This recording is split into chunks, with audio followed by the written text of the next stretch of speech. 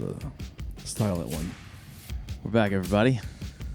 Hope everybody's doing well. Yep. Made it back onto Shop Podcast episode 3 of this current series that we're in of reading through the scripture. So we're excited. Very excited. Hopefully you guys are enjoying this. I am. Yeah. Sitting here with my Kit Kat coffee. Just loving it. Loving every minute of it. Oh, put it in chat. Do you like chocolate flavored coffee creamer? I don't. It upsets me Chocolate creamer does? Or I do? that you don't like it. Oh, yeah. Sorry. But Sorry about that. I'm a big chocolate fan, especially in the milk variety. Yeah, chocolate milk. It's good. It's good. This coffee is delicious. Anything new in your life? Got new shoes. Oh yeah, I forgot about that. Let us know. Do you like his Crocs?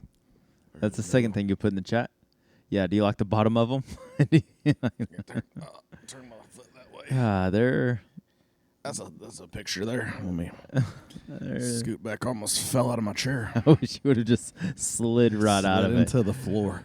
Oh, my opinion. These are the shoes we were telling you about a couple weeks ago. I think we talked about it on the podcast. Yeah. That.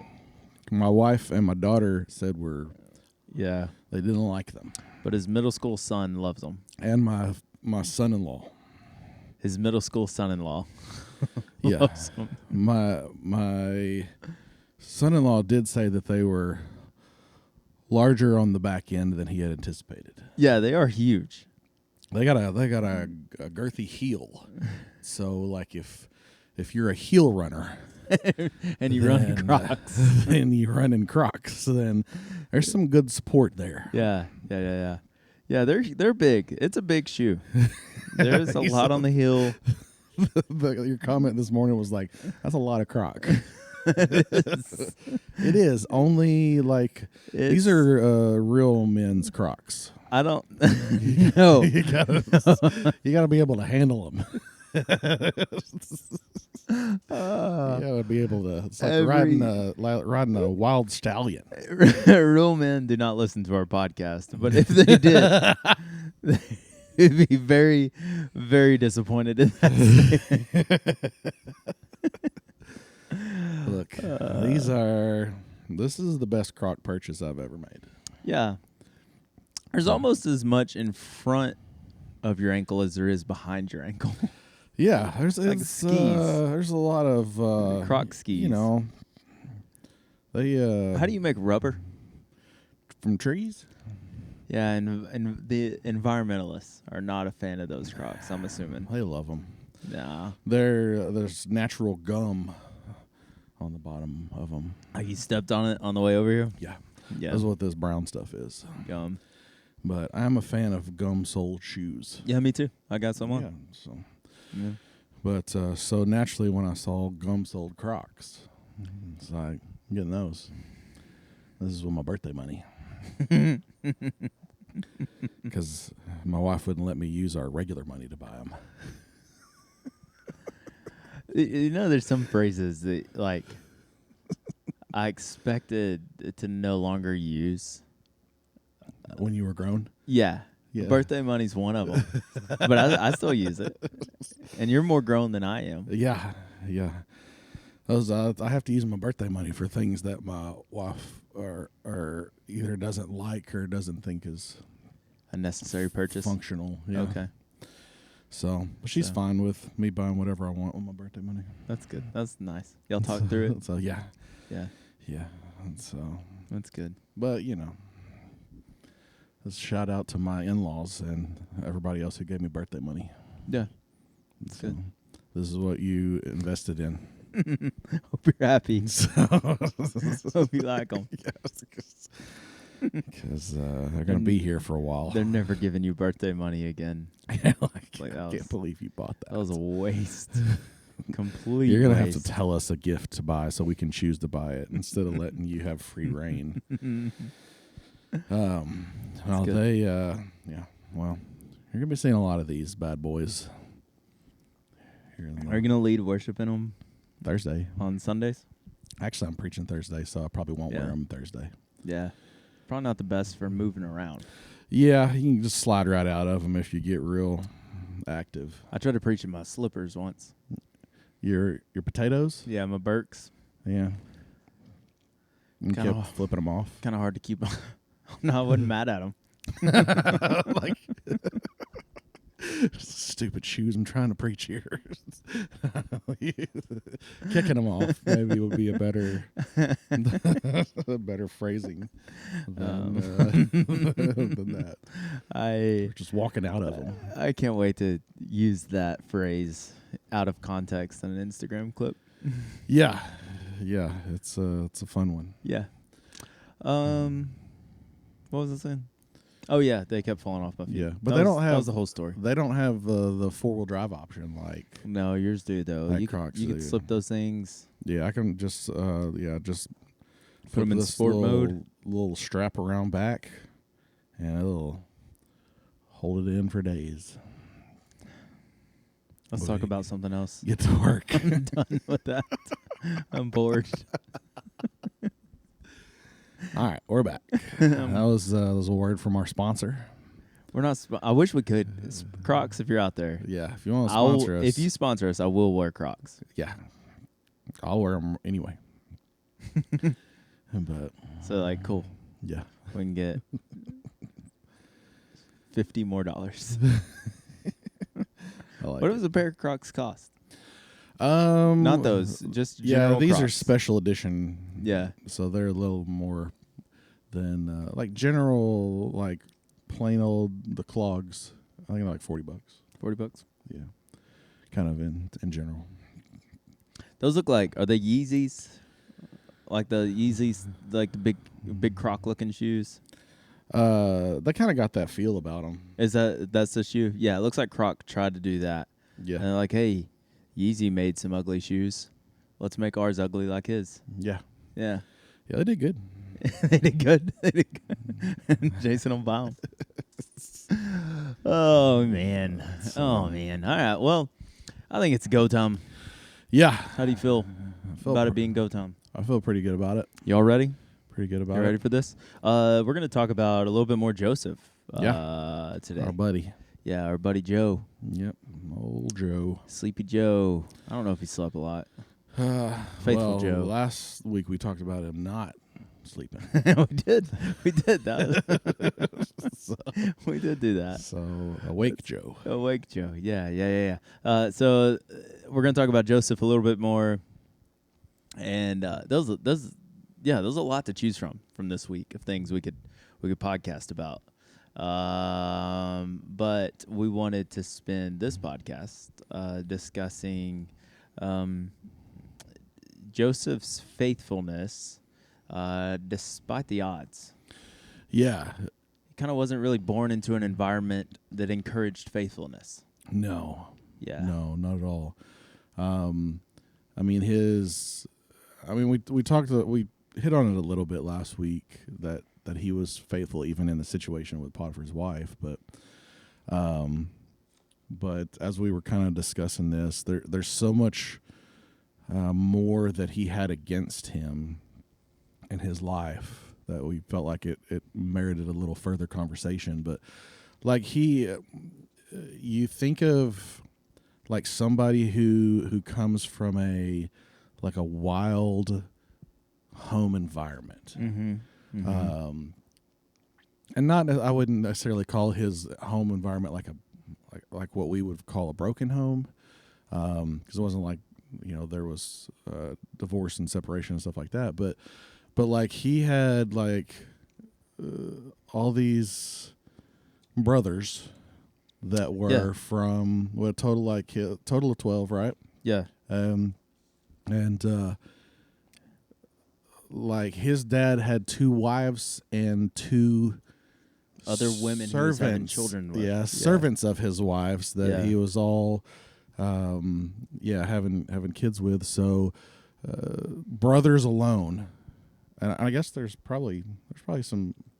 Does this have record of daughters, or we just assume there's Dinah probably for sure. Dinah, so there's probably more. Yeah. I just didn't realize there wasn't a lot of record of, Yeah. not always record of daughters. Yeah. So, ton of kids, But it's like these were his half brothers and sisters, because they were his dad's other wives, and so you have like half brothers and sisters running around, and there's like, my dad likes my mom more than your mom, and there's a lot of this like kind of probably like sibling rivalry and and competition, and to make matters worse, it wasn't just sibling rivalry; it was woman rivalry. Yeah. It's like the even the wives among themselves kind of like pitted their kids against each other to some extent. So there's a lot of drama. Yeah. So he came from a home that was a lot of drama, and to kind of make matters worse for him,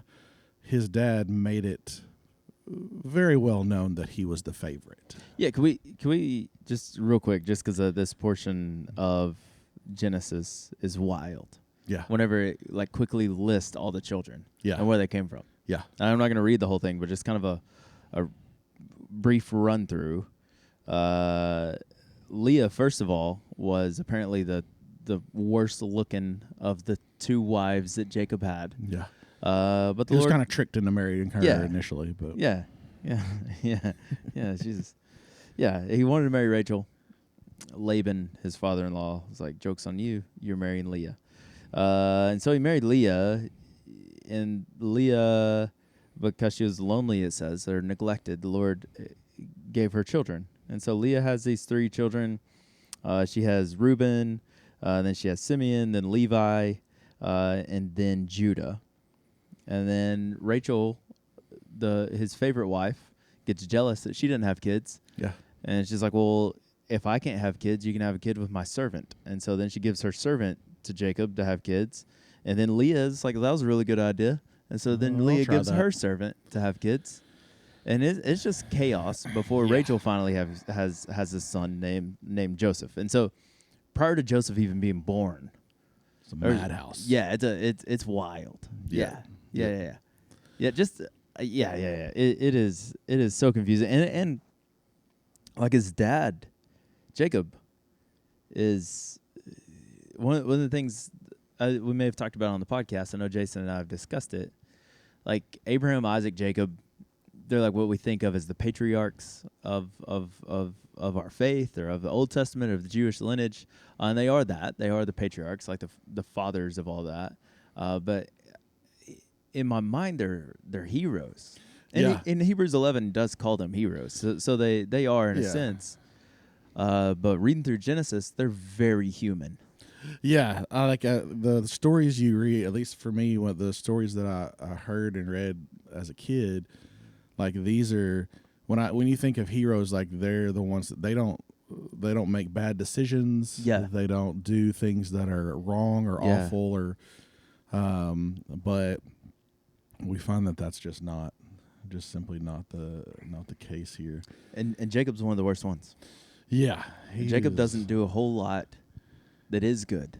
He's very selfish. Yeah. Manipulative. I can't say the word. Manipulative. Blah, blah, blah. Yeah, I mean, he's at every corner, he's doing things that we would label as dishonest. Yeah. That's kind of just his character. Yeah. And that's Joseph's dad. Yeah. Yeah. So that's the chaos that Joseph's coming into. Yep. Is not it's not as God-fearing of a family as you'd expect it to be. Yeah. And he had, Tanner's told y'all stories before about him and his brother, like, fighting and wrestling and all that kind of stuff. I have a younger sister, so we never really like fought like physically. Yeah. But I don't think Tanner's brother ever like threw him in a well to die. No. At least you haven't told us that story. No, I don't think he ever tried to. If he did try to kill me, I successfully won. Yeah. So joke's on him. Yeah. I didn't know he was trying to kill me at the time, and I came out alive. So yeah. But I mean, he's Joseph has brothers that like most of them literally wanted to kill him. Yeah. Like wanted him dead. Yeah. And I think Reuben was the only one that was like, hey, maybe we shouldn't And kill him. And it's just because he was the favorite. Yeah. He had the coat. He had the special jacket that his Yep. dad had made for him. He was born from Jacob's favorite wife.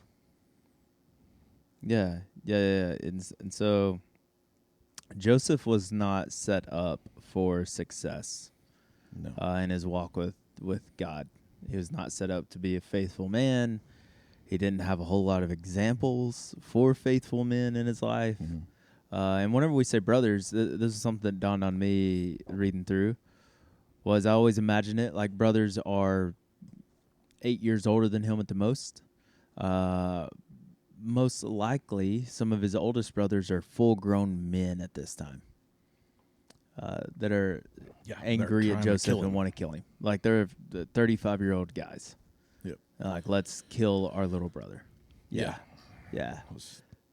I can't imagine. Yep. But So toss him in a well. And they're like, no, let's make some money off of him. Sell him. He becomes a slave. But what you see the whole time, and you guys know the story, most likely, he's faithful the whole time. You never see Joseph complaining. You never see him bitter. And specifically, whenever you get to the end of Genesis, which is where you've gotten to now in your reading plan, like you get a glimpse of his heart and his mindset the whole time. Mm-hmm. Like we see his example in prison and in Potiphar's house, but now we get to hear his words, and what he says to the brothers is absolutely bonkers. Like it is wild, the faith that Joseph has whenever he responds to his brothers and said, "Hey, like you didn't do this to me. It wasn't you who sent me here. It was God. God had a plan the whole time." And he says that in chapter 45. And then after Jacob dies, Joseph's brothers are afraid that now Joseph's going to get revenge. And again, Joseph repeats the same thing. Like, hey, it's fine. God had a plan in this. I'm here for a reason. Yeah, God had a plan in this. Yeah, and he had every, every turn, he had every, onlooking, we would say, oh, yeah, you have every right to be upset, every right to be angry with God.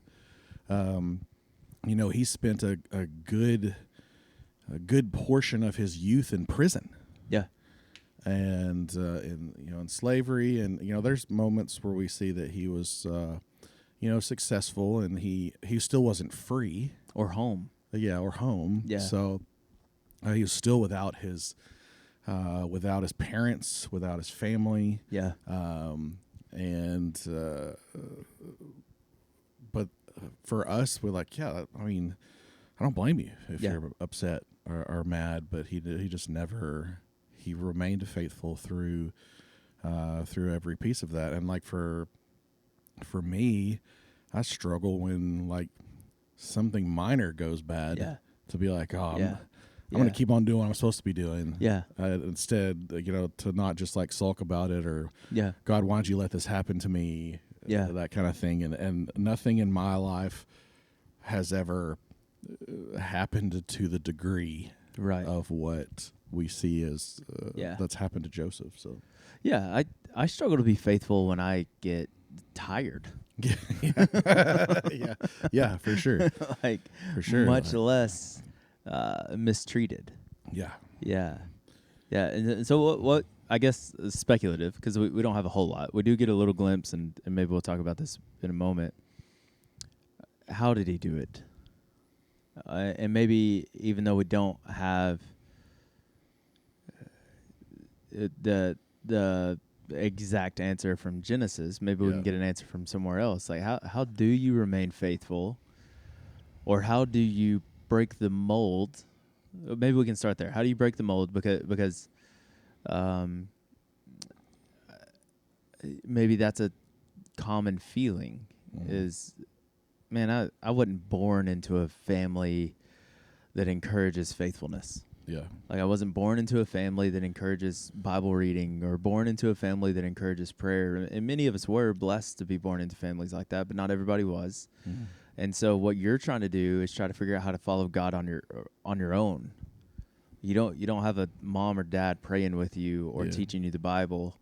And so you're trying to figure it all on your own. And I mean, statistically, I know you broke up broken family. I looked it up.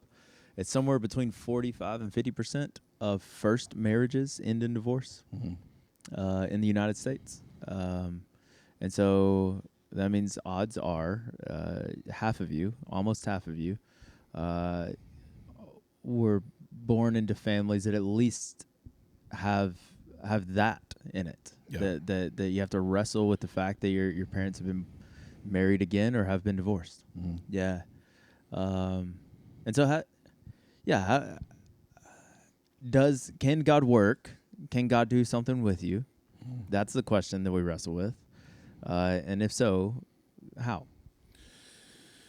Yeah. And I, like you said, we don't,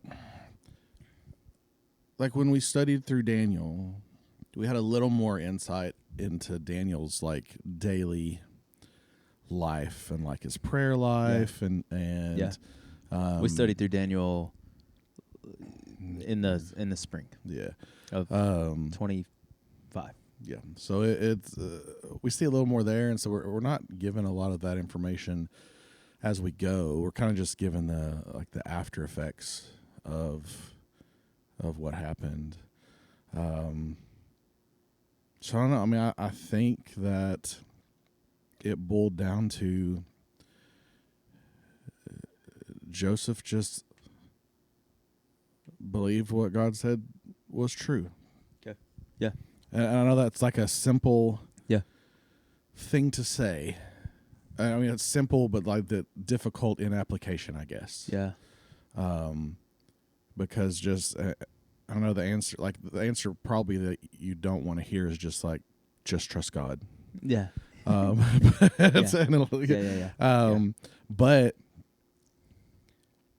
mean, I don't know what else he did. Yeah. Other than like he took God for his word. Yeah.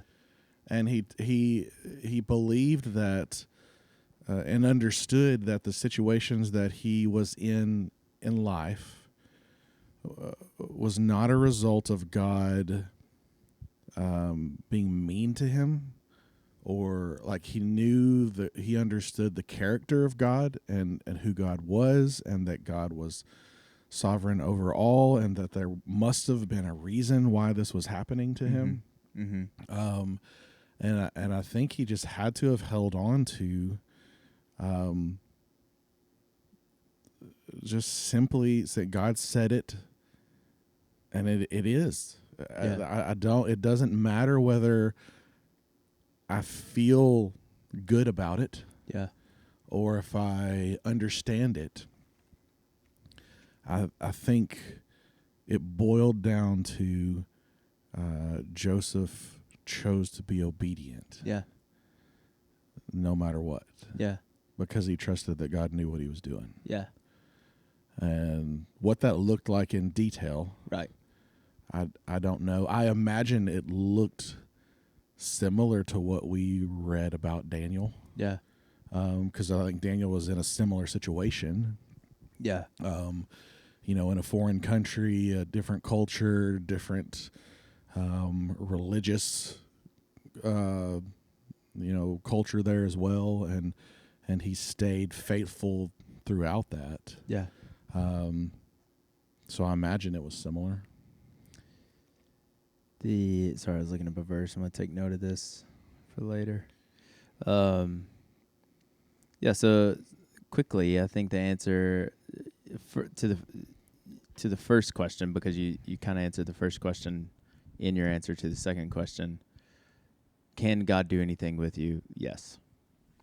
It's the how, and it's not only can he, but he wants to. Can he? That's silly. Like we're all in a broken situation in some form, and what you consider a disadvantage may actually be an advantage, and so that's actually where Joseph's going to go eventually. But the passage I looked up is Ephesians chapter 2. You're created. Let me just read it to you real quick. We are God's handiwork. You're familiar with this. Created in Christ Jesus to do good works, which God prepared in advance for us to do.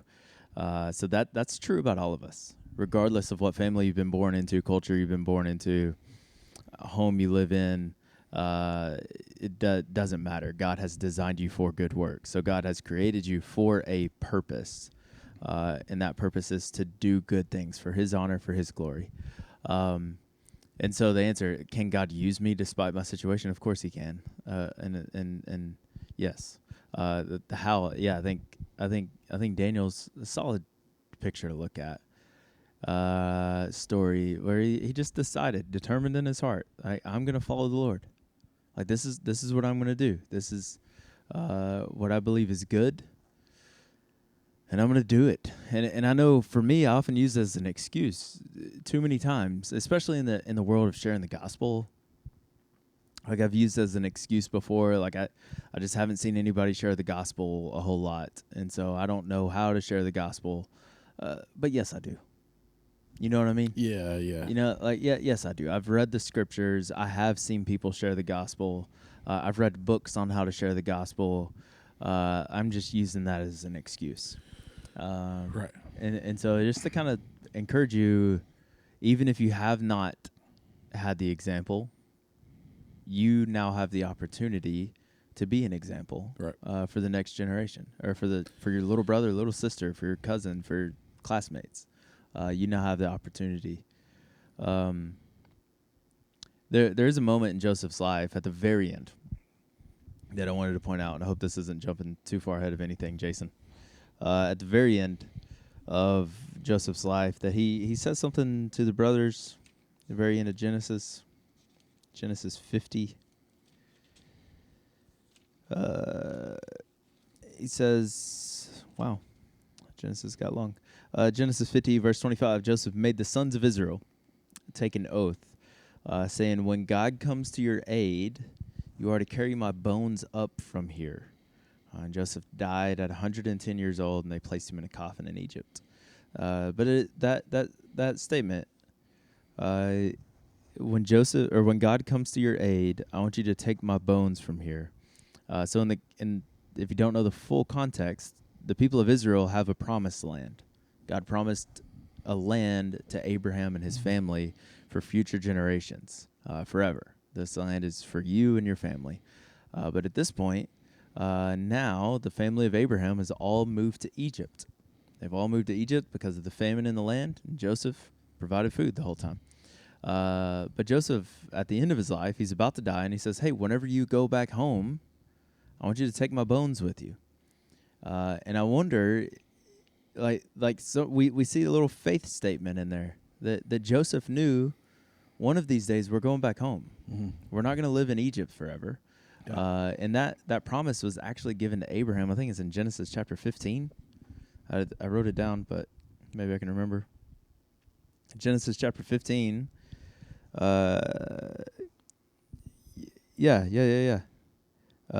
Genesis chapter 15, beginning in verse 13. The Lord spoke to Abraham, and he said, know this for certain. Your offspring will be resident aliens for 400 years in a land that does not belong to them, and they will be enslaved and oppressed. But then he says, in the fourth generation, they will return here. And so I wonder if Joseph knew that.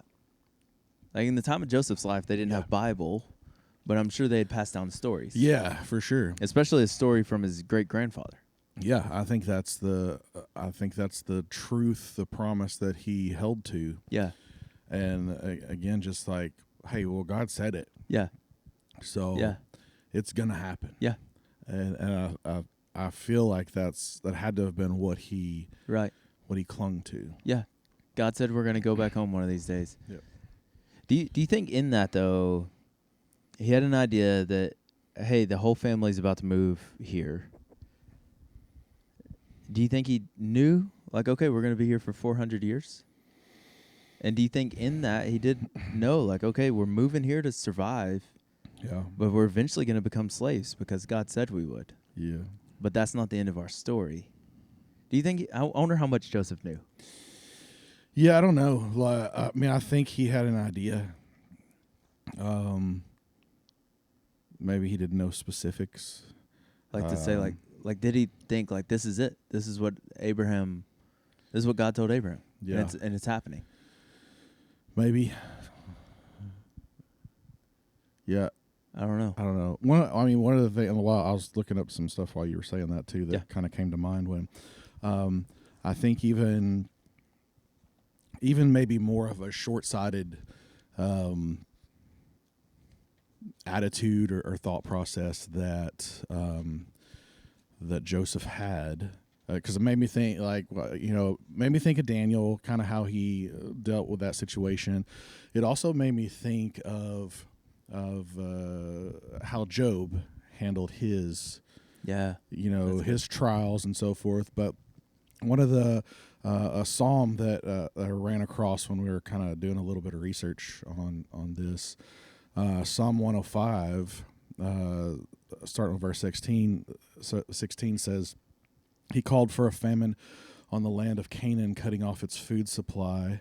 Then he sent someone to Egypt ahead of them, Joseph, who was sold as a slave. They bruised his feet with fetters and placed his neck in an iron collar until the time came to fulfill his dreams. The Lord tested Joseph's character." That's good. So, what psalm is that? That's Psalm 105. And then Joseph sent for him and set him free. The ruler of a nation opened his prison. Joseph was put in charge of all the king's household. And, it goes on to just kind of share some of that history that we just read. And it really goes on like further what you're about to read in Genesis and the rest of Genesis and Exodus. Kind of gives some more history in this Psalm 105. But I just found it interesting that it said the Lord tested Joseph's character, and then these are the things that happened after that, and we see that in Job's life as well. And then it also made me think of, like, if we want to apply it to kind of how things work in our life, that had to have been one of the things that Joseph understood as well. It's like maybe God's, because Joseph makes the comment that, like, you meant this for evil, but God meant it for good. So he had an understanding of, like, no matter the situation or how tough it was, or maybe it didn't seem fair or whatever, he trusted that God had his best interest in mind. Yeah. But then that kind of got me thinking in James 1, it says, "When troubles or any kind come your way, consider it an opportunity for great joy, for you know that when your faith is tested, your endurance has a chance to grow. So let it grow, and when your endurance is fully developed, you'll be perfect and complete, needing nothing." So I think Joseph still saw this as an opportunity to grow and to become closer to God, because he trusted God. He trusted that God had his best interests in mind, even though things didn't make sense, even though things were painful. And again, much like Job went through these hard times, and he never was like, "Oh, this, I don't deserve this." It wasn't like of that attitude. He didn't kind of blame it on God or so forth. Yeah, that the statement or the verse you quoted too in Genesis, you planned evil against me, but God planned it for good, to bring about the present result, the survival of many people. So for anybody who feels discouraged about their situation, is there a chance that it may have been the result of evil people, but God's good plan? Yeah. And he can, there's potential there for him to use you to change the lives of other people that have maybe experienced some of the same things that you've experienced, or worse. But it's an opportunity for you to share with them the only fix to those problems. And that's Jesus. In the end. Which is what you meant for evil, God meant for good, to bring about this present result, the salvation of many people. Like that verse could be said about Jesus. Absolutely. Yeah. Absolutely. As he looks at the Romans or the Jewish leaders, what you mean for evil, God has planned for good to bring about salvation. That's a wild statement. Yeah, At that's the end of Joseph's life that perfectly fits Jesus. yeah. Yeah. That's and we've talked about this a lot lately, and you know, in my life group, we started going through Judges too, so we're still kind of in this Old Testament realm that we've been studying through, but it's so awesome to see, like at every turn, Yeah. there's like this flashing arrow pointing to Jesus. Yeah. And everything that happens, even as wild and crazy and awful as it seems, Mm-hmm. it's still just a clear sign pointing directly at Jesus. Yeah. Yep. And I think it's what we see here in Joseph's life, and that's what I pray comes out of our lives when we may deal with these types of things, Yeah.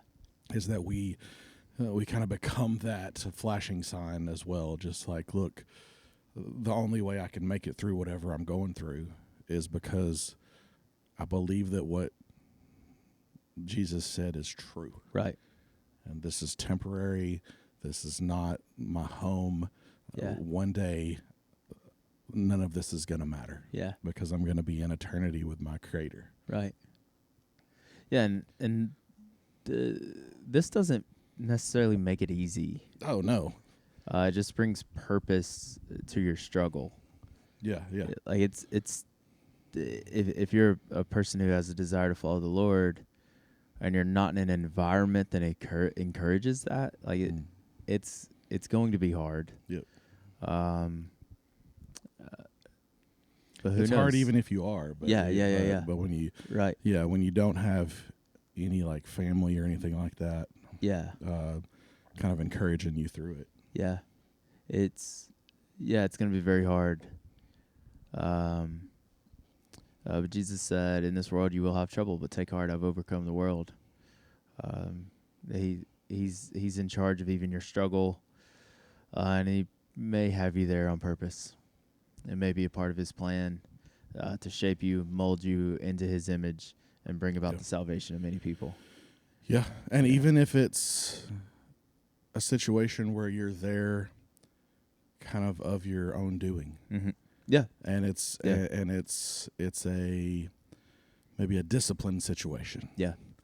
Then even in discipline, God's pointing you back to Him, and to bring you back to, like David said in Psalm 51, to restore the joy of your salvation. He's still, even in discipline, He loves us and He wants what's best for us, and He's drawing us in and trying to get us back to that point. Yeah. Of good relationship with Him. Yeah. Yeah, you're about to get to Moses. This is one of the things we considered podcasting on, but we can just kind of touch on it a little bit because you're about to get there. Moses, in a different way, also felt unworthy of God's calling. Mm-hmm. Not that Joseph felt unworthy. Joseph's the good example that even in the midst of chaos, he's like, "No, God has me here for a reason." Yeah.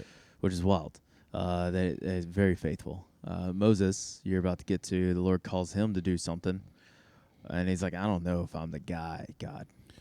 Yeah. I don't know if you can do that with me." Yeah. So much so that God's like frustrated with it. Yeah. The Lord's anger burns against him, it says. Yeah. And the Lord basically just responds to Moses and says, "Who created you? Yeah. I designed you the way you are for a reason. I put you in this spot for a reason. You just listen to me. I'll be with you. Listen up. Follow my commands." You're God's handiwork. Everything about you, you're designed by God for a reason. You have the personality you have, talents you have. Everything about you has been designed by God. For the weaknesses you have as well have been designed by God for a reason, so that the Lord's glory could be proclaimed through you by doing the good works He prepared ages ago for you to do. Yeah. Yep. You know, thoughts? Nah, Do y'all have any thoughts? I don't hear anything. No. I hope that encourages you. And I know just from hearing some of y'all's conversation, like yeah. Not all of you have homes that are pushing you to follow Jesus. Yeah. And that's tough. But you can do it. The Lord can do it through you. Yes, absolutely. Yeah. And we're praying for you. Yep. And we're here to help wherever we can. Yep. Hope you guys are keeping up with the reading too. I mean, Yeah. it has been. I mean, it's. We made it to law. Been a Jason and I did. blast. We just made it to the law. Yeah, we're building tabernacles right now. Yeah, Tabernacles is like the last thing that I read. And the tabernacle part was it was a tough read. It is. Just because, like, I don't think it's just because, like, it didn't, not that it didn't make sense to me, but it was like, this is a lot of detail. Well, I mean, and as it it's not should be, sinking into. that you need the detail if you're the guy building the tabernacle. Yeah. You know what I mean? Yeah. Like it would, yeah. If you're gonna hand a blueprint to a contractor, I don't know if that's the way building works, but I think that's pretty close. Yep. Like it needs to be very detailed for the contractor to know what to build. Yeah. And so it is very, very detailed. It's just trying to figure out, or I guess questioning in the moment, like, why does this matter to me? Yeah, and I had a little difficulty, like, soaking it all in. Yeah. So I I gave it a little Google when I was done. Yeah. Looked at some pictures. Yeah. I like a good picture book. Yeah. Yeah. So got a little better handle of kind of what it was good. all saying. But, you know, It's good. it was still good. Still good. Looking good. forward to it. Yep. You'll get there eventually in 2 weeks. You'll be reading about the tabernacle. Yep. And it's Jason and I were discussing this weekend. Like even the tabernacle was a little tough, but like law was actually more enjoyable this time than I expected it to be. And now we haven't gotten to Leviticus, where it's almost entirely law.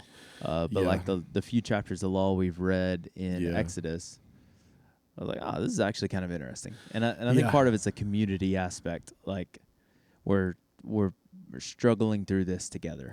Oh yeah. I guess it was for us a few days ago where it really started kind of getting into like some really specific scenarios. Yeah. And like my family was like, "What in the world?" And we're laughing about it, talking about it, trying to understand it, and it's just really been a lot of fun. It's good. Hope you're enjoying it. Hope you like this. We're enjoying it. I was about to say, I don't know what day this is coming out. Happy day. Happy day to you. Happy day. Happy day to you. Cut to Doug singing "Oh Happy Day." That's what I think about. You don't think of Fee?